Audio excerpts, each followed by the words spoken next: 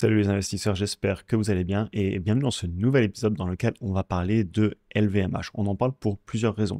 L'entreprise a cassé un niveau qui tenait depuis très longtemps et on vient aussi de passer sous mon ancien prix cible que j'avais fait dans une vidéo il y a quelques mois. On va donc revenir sur mon ancienne analyse, mes chiffres, on va regarder ce qu'il en est et est-ce que je pourrais m'intéresser au titre aujourd'hui, sachant qu'on a eu aussi des nouveaux résultats qui ont été publiés. Donc voilà, on va aborder ça dans la vidéo d'aujourd'hui, la baisse qui a eu lieu. On va faire un suivi dans le temps par rapport à mon ancienne analyse. On va retourner voir mes chiffres, mon fichier Excel en direct, regarder ce qui s'est passé en termes d'évolution du chiffre d'affaires, des marges, etc., la valorisation. Et au final, je répondrai à la question, est-ce que je pourrais m'intéresser à ce titre? À savoir aussi que vous êtes plusieurs membres dans le programme à vous y intéresser fortement. Je sais qu'il y a beaucoup de monde qui me pose des questions sur cette action. C'est pour ça que je voulais la traiter. C'est quand même une entreprise très connue, LVMH. Évidemment, comme d'habitude, il s'agit d'un cas de conseil en investissement. Je vous partage ma vision sur une entreprise, mais au final, c'est votre argent et vous prenez vos propres décisions. Petit historique quand même. LVMH, c'est une entreprise que j'avais achetée en mai 2019, sans aucune idée de ce que je faisais. À l'époque, je l'avais acheté parce qu'ils envoyaient le rapport annuel papier, parce qu'ils payaient un dividende, puis je connaissais LVMH. Voilà. Au final, c'était ma toute première action individuelle. Et j'avais eu deux actions pour 675 $, donc ça l'a fait à 330 et des poussières, je m'en rappelle. Et je l'avais revendu à autour de 450 et des poussières pièces. Revendu en novembre 2019, soit moins d'un an après, parce que je m'étais rendu compte que j'avais acheté une entreprise sans avoir la moindre idée de ce que je faisais. Et donc, j'étais pas à l'aise. Et c'est vers ces années que j'ai commencé à m'intéresser à l'analyse fondamentale pour m'améliorer en bourse. Le titre replonge récemment sur des niveaux qu'on n'a pas vus depuis longtemps. D'ailleurs, c'est assez impressionnant. Si vous prenez à l'époque, moi je l'avais revendu à un peu plus de 450. Aujourd'hui, elle est à 530. Donc, on est bientôt revenu à des niveaux qui sont historiquement assez loin quand même dans le temps. Et c'est une entreprise que j'avais beaucoup étudiée en septembre, octobre, suite à pas mal de demandes dans la formation. Et j'en avais même fait une vidéo YouTube. Ce qui m'amène aussi à vous dire que justement, ici, on va pas trop faire la partie qualitative. Je vous invite à retourner voir cette vidéo où je rentre en détail sur le business model. Je vous donne mon avis sur les choses qui m'inquiètent, notamment le chiffre d'affaires qui souffre avec la Chine. J'ai passé pas mal d'années là-bas de ma vie. Je vois que le consommateur, des échos que j'ai aussi et de ce que je lis, souffre énormément en ce moment. La situation s'est clairement pas améliorée à mon avis en 6 mois. Et donc, c'est pas étonnant qu'on ait de la volatilité sur ce titre. Pareil, le patron historique, il est encore là pour un certain temps, mais ça va pas durer des années. On aura des peurs dans le futur là-dessus.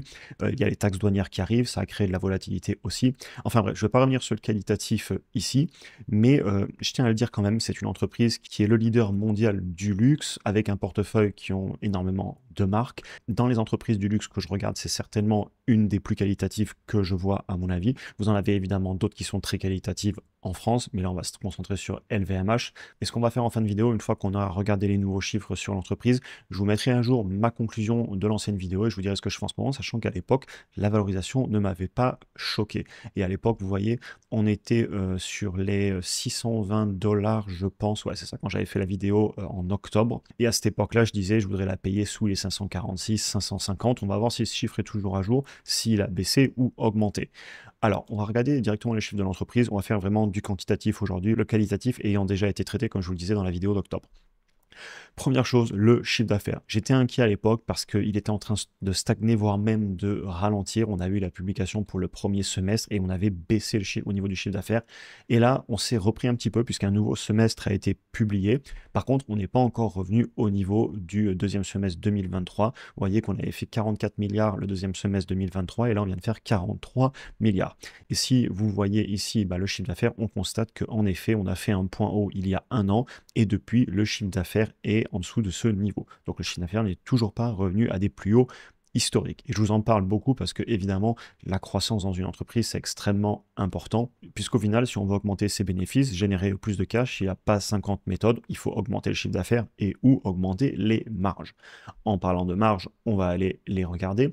On voit que les marges brutes ont baissé un petit peu à 67% contre presque 69% il y a encore 2 semestres.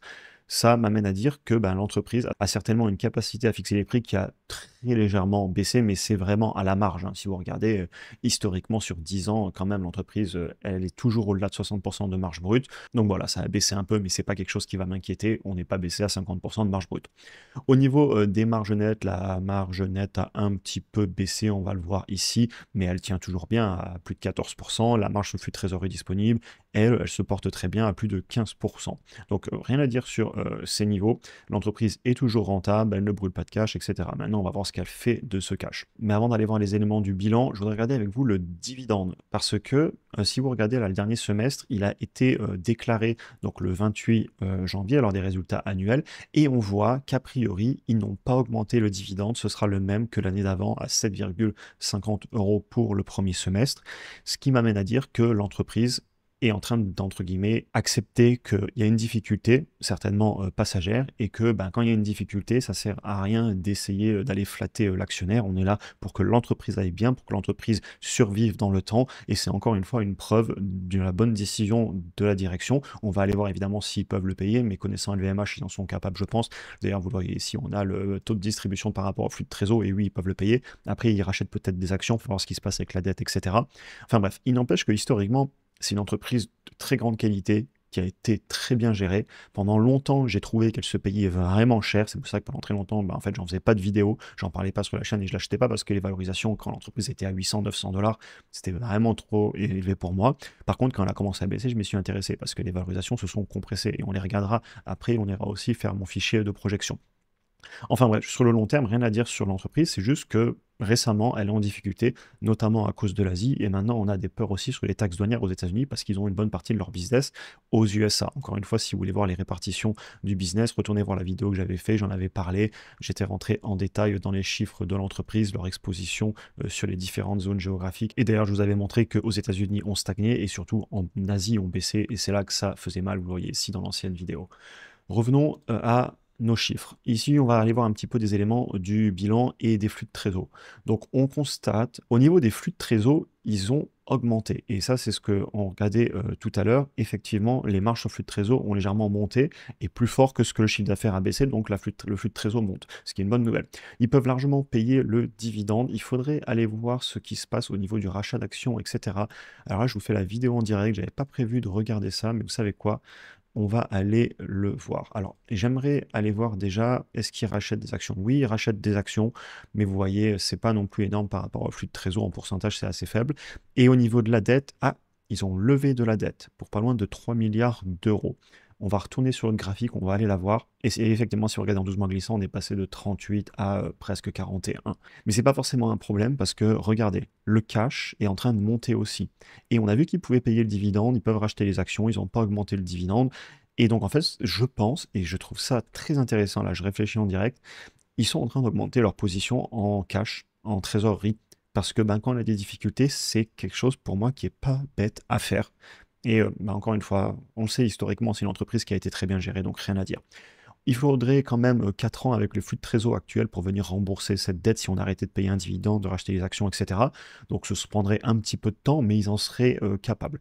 Et c'est une entreprise pour moi qui doit continuer à investir, ils doivent avoir du CAPEX, etc. D'ailleurs, encore une fois, on va faire ça en direct, on va aller le voir, mais je pense qu'ils ont du CAPEX. Oui, regardez, les flux de trésor issus des opérations, on est à presque 19 milliards contre 13 milliards de free cash flow. Donc clairement, ils ont investi, vous voyez là, entre 5 et 7 milliards en 12 mois glissants dans tout ce qui est les outils de production pour maintenir le business, etc. Encore une fois, rien à dire sur le papier. Maintenant, avant d'aller regarder les valos, on va aller voir mon fichier Excel et je souhaite notamment revenir sur cette croissance du chiffre d'affaires. On voit que sur 2024, j'avais dit qu'il n'y aurait pas de croissance dans mon analyse. Et clairement, je pense que on s'y tient parce qu'en fait, on a même un tout petit peu baissé en 12 mois glissants, hélas. Donc, j'avais même été un petit peu optimiste. Maintenant, pour 2025, vous voyez, si je mets 5% de croissance, que j'avais estimé à l'époque, parce que je voyais un petit retour de la croissance quand même, ça nous mettait à 90. Sauf que pour faire 90, ça veut dire qu'il faut qu'on aille faire 45-45. On a fait 42 et 43 milliards là sur les 2 semestres précédents. Donc pour aller chercher 90 et de la croissance, clairement, il va falloir se battre. Et je ne sais pas s'ils en seront capables. Si je nous remets à zéro, si 2025 est aussi difficile, et là, vous voyez qu'instantanément, je pouvais la payer 546, ça me la met à 520. Alors évidemment, on n'est pas sur un prix complètement surévalué, mais encore une fois, comme je vous l'explique souvent, à un moment, pour moi, je dois être rationnel, c'est-à-dire que je dois fixer un point où à partir de ce point-là, je peux acheter, parce que sinon, je me dis tout le temps, ça peut baisser plus, ou je sais jamais où acheter, et je parle dans l'irrationnel, dans l'émotionnel, alors qu'à un moment, si je fixe un prix à payer, et bien voilà, j'ai établi ce prix, si on est en dessous, et que fondamentalement, je me vois aussi posséder le business sur le long terme, et bien pourquoi pas, mais ça, on en reparle en conclusion.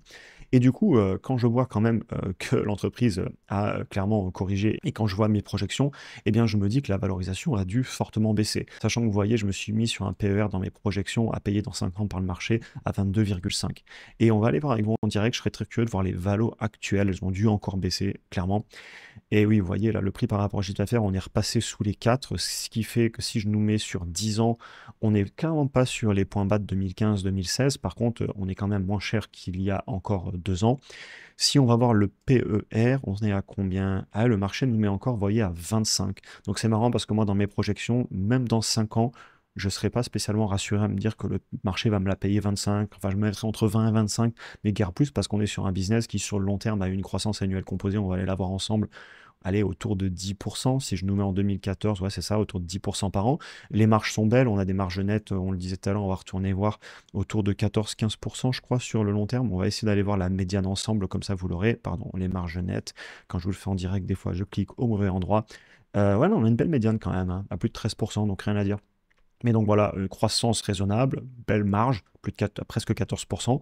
Donc c'est un business, je comprends que le marché pourrait la payer entre 20 et 25 fois le prix par rapport au bénéfice. Par contre, 54 fois, là, faut pas non plus déconner. En tout cas, moi, je ne serais pas à l'aise à la payer ce prix-là.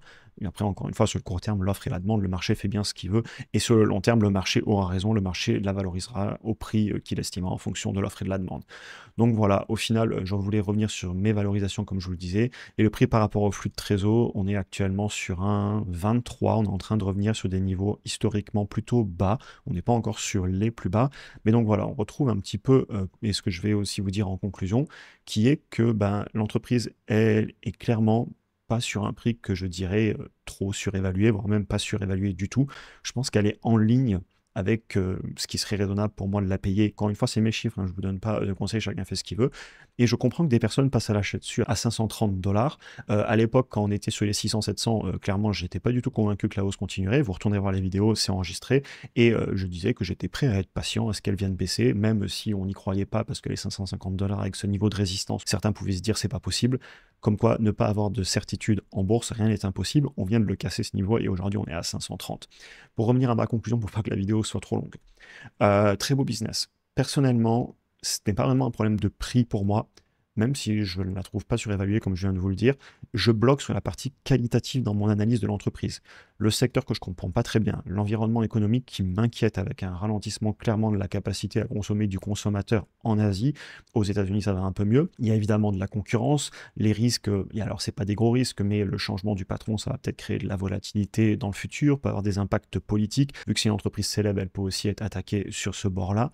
Et au final, c'est surtout que le secteur du luxe, c'est un secteur que je n'ai jamais compris et donc j'ai jamais été très à l'aise à investir dessus. C'est pour ça que je passe mon chemin.